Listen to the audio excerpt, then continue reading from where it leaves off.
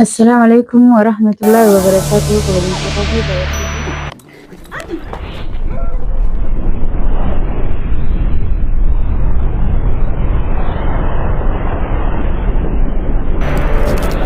السلام عليكم ورحمة الله وبركاته. كبجمتوتا في دعوتك كوجر رجرت وكنستن سنين جتشا أكمل ربي دار رافتني يرتني بقر راحفتني سنين جدا وقابوت ربي والانتن وادير سنين جتشا هرمو وان هاري وان جايبا أنا قبل لي سنين دفه wanni har'aan qabadhee isinii dhufe maali jechuun keessan hin oolu wanni har'a qabadhee isinii dhufe jechuudha. Abdii hedduu takkaan na aarsee wallaahi na aarsee wallaahi inni aaree akka malitti itti jechuudha. Abdiin kun mucoo kalee akka inni godhee agartanii jirtanii mucoon hin hafne tumee akkasitti tumaallee akka qabdii kunoo kalee keessa hawaasee dhiitee namni ilmoo namaa takka yoo nama tumtee waan namaan tumantu jira dhalaa waan tumaniintu jira dubartii itti firraa dhoorgantu jira jechuudha. Namni yoo ta'e illee yoon barbaade akkasii jechuudhaan homofeetu yoo taate hamtuu isii akka hin dandeenye illee ni beeka. Mucoon tun akkasii yoo isiin kaamara itti hammaattee waan fete yoo taate yoo isarraa duraan foon argate wanni isiin taatu takka hin jirtu jechuudha. Wanni guutuun isumarraa akka ta'e jechuudha. Ammoo akka isarraa ta'etu as deebi'ee ammoo mucoo sana akkasitti dhahuun isaa akkasitti tumuun isaa harka cabseetiin jira. Kan kaleenni dhukkubdii kun kalee akka gaafa saniiti irraa kaleen gaddaarraa lafa waliin kaa'atu kaleenni dhukkubdii tume immoo haakima geessaa waan kana godhaa hin jenne cal jedhee biraa hafee ilmoon dhiiraa takka giseen nama tumtu waan namaan tumtu qabdi waan namaan dhohitu qabdi jechuudha. Namni immoo bakka sanitti isii yaamee isa tumsiisee inni yoo jettan waan koodha jechuudha. Waan koon jechuun mana ofiititti nama yaamtee sareeyyuu namni mana ofiititti yaamee kabajaa godhaa fi suni sarummaa isiiti malee sarummaa nama biraati miti jechuudha. Waan koonarraa yoo nama guddaadha haadha ilmaaniiti nama yaada qabu mucootan akkasii yaada hin qabne ni beeyti.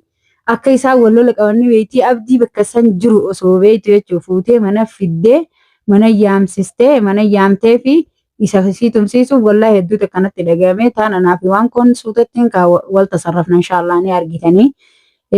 Namni kun hizaaba itti nama dhawu akka itti nama dhawu akka itti nama miidhu akka itti dhalaa dhayaantu jira.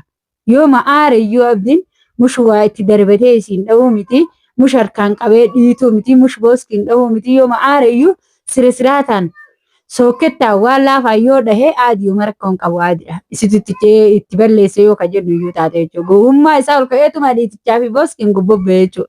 Gubbobbee kun meeshaa haadha kawaan koosan hunda guutuu isaa caccabsee jechuudha. Akkasitti waan akkanaati isiniin jechuu barbaadeetti kabajamtootaa fi daawwattoota fi warroonni isii fi aarii qabdanis warroonni itti gammaddanis jechuudha. Wallaahi lazimii wanni akkanaa kun sirriidha jedhaati murteessaa komantii jalannaa barreessaa isiniin jedha wanni yaadne kun ammoo hedduu takkaan na aarsee akka godhu wallaalee abdii kan ammoo seeraan inni isa barbaada hanga inni sii tume akkasii godhee tume hayyee nama tokko namni aaree nama dha'uun ni jirti hayyee alaa itti dhufee tumeemi.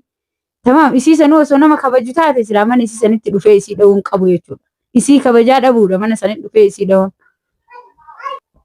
Yoo kijiba jettanii kanan amanne taate warroonni viidiyoo kan arginillee viidiyoo kanarratti waan inni isin godhu jiru kun olaalaa isiniin jedha. Akkuma agartan kanatti ilmi namaa ilmi dhiiraa tokko intala dhalaa hin tumaa yoo ka jedhamu taate takka argineen dhageenyu nuti kana. Safuu aadaa seera Oromoo keessatti illee namni intala dhalaa takka giseen tumu harkaan tumaa yookiin ayyeme video kana waan inni ta'e walumaan hakaa haalaallee ilaala hanga wali ilaala waan inni godhu jiru ilmi namaa nama akkana godha jedhee yaadan garuu awus billaahi namni yoo nama tume kan nama tume qaba.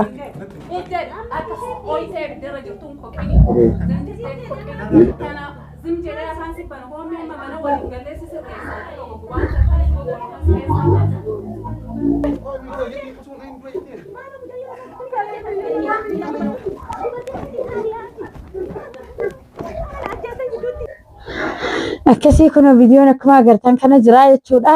Akkanatti namni nama tumu lakkee sirrii dalagee bareedaa warri jettanillee sirrii miti jechuudha. Ilmoon dhalaa akka itti tumamtu seeratti dhaanamtu qabdi yoo aaree mara aaree yoo abdiin gisee takka dhahee hayyee irra gaggogee waan koon irraa harkistee irraa dadhabdee jettee kun akkasiin agartan kanatti ilmoo namaa akkanatti inni tumama yoo ka jettan taate numa agarra jechuudha. Garuu ammoo wanni akkanaa na biratti ammoo wallaahi waan akka guddaa natti fakkaata. seeraatti illee ammallee kaleellee isiin poolisa fuudhee dhaqeetiin isa qabsiisee hiisisaa jettee anumatti irraa dhoorgee asiin gahe jechuudha. Abdiin ufsaa sirreessuu abdiillee koomanti jala barreessaa fi uf sirreessi jedhaani. Tamam wanni dirqamni jiru takka hin jirtu durallee waan inni godhee fi waan inni akkasitti wannaa isii irratti dalagee fi aarteeti malee mucayyoon dhimma isarraa haga hedduu qabdu rabbi Allahu alamii rabbi beeka jechuudha. Kanaaf ammootu ufaa sirreessuu abdii isinillee akka gorsaatitti gorsa godhaafi isiniin jedha. Ka waan koo ammoo suutuma kan waliin agarru ta'a waan koo anillee takkanatti si dhiisuu miti waan koon feetu abdii faa yaaddu feetu si faa yaaddu namni namaa yaade waan koo yoo dubbii takka sirna jara lamaan dubbattee isaan kana lameen nagaa walii godhuu feete jechuudha. Abdii mana isii galuu osoo beektu mana isiitti yaamtee mucayyoo hin tumsiiftu jechuu barbaadeeti.